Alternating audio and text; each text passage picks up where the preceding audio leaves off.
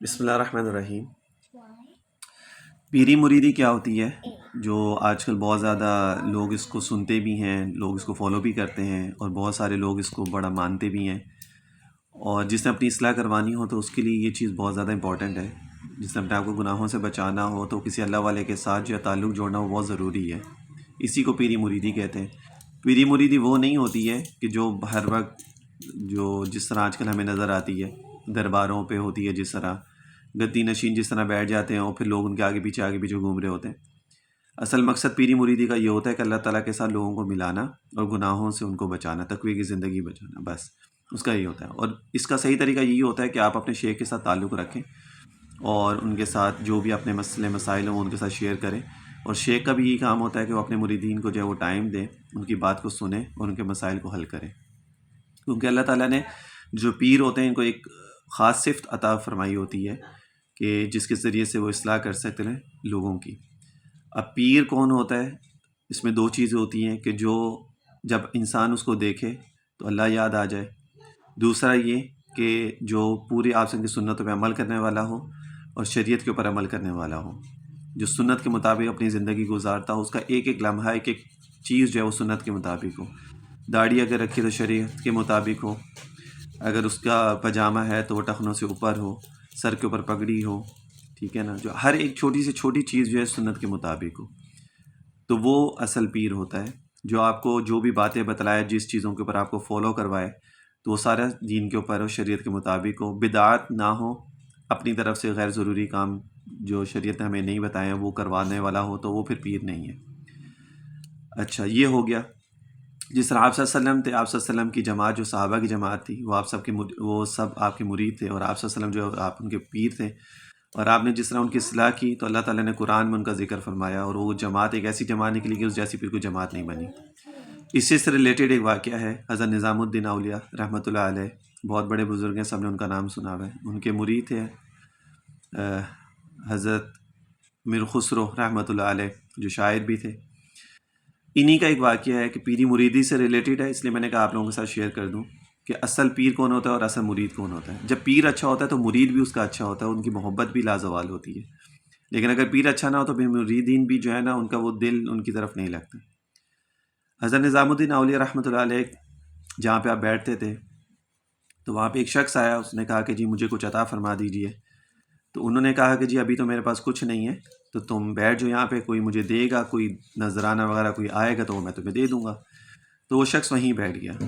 اب وہاں پہ جب وہ شخص بیٹھا تو ایک دن ہو گیا، اس دن کوئی بھی نہیں آیا اللہ کی طرف سے، دوسرے دن بیٹھا تو دوسرے دن بھی کوئی نہیں آیا، تیسرے دن بیٹھا کوئی بھی نہیں آیا۔ اب حضرت نظام الدین اولیاء رحمۃ اللہ علیہ کو تھوڑا سا محسوس ہوا کہ 3 دن سے ایک شخص بیٹھا ہوا ہے، اس کو میں کچھ نہیں دے سکا، حالانکہ میں نے اس کو کہا۔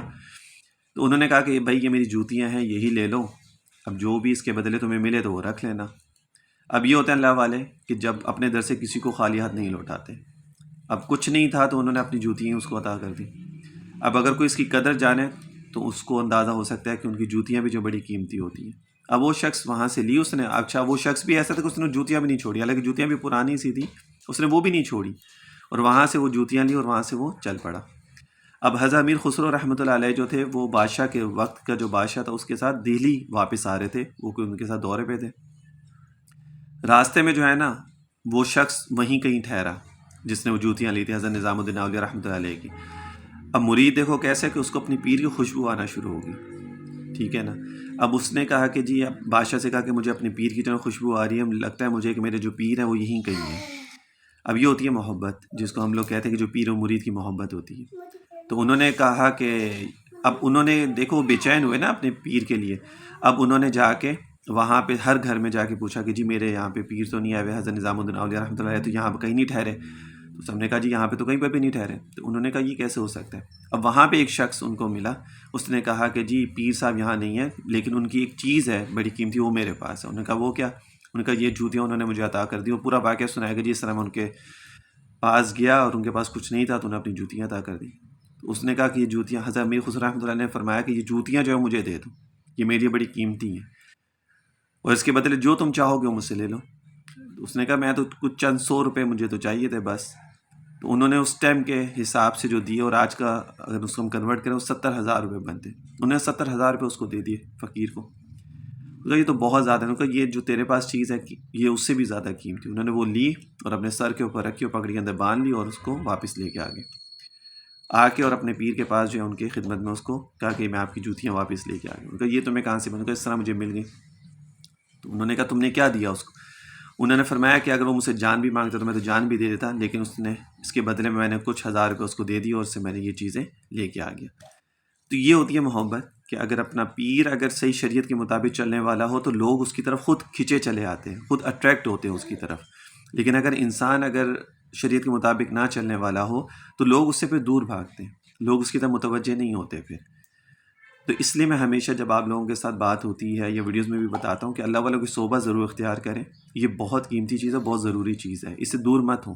اگر اپنی اصلاح کروانا چاہتے ہیں، اگر آپ اپنے آپ کو سیدھے راستے اہدنا الصراط المستقیم والے راستے پہ چلانا چاہتے ہیں، اپنی اصلاح کروانا چاہتے ہیں، تو پھر ضرور کسی کے ساتھ بیعت ہو. لیکن بیعت ہونے کا طریقہ وہ جو میں نے آپ کو بتایا کہ وہ شریعت کے مطابق ہو، شریعت کے مطابق چلنے والے ہوں، سنت کے مطابق عمل کرنے والے ہوں، سنت پہ چلانے والے ہوں اور بدعات سے آپ کو روکنے والے ہیں.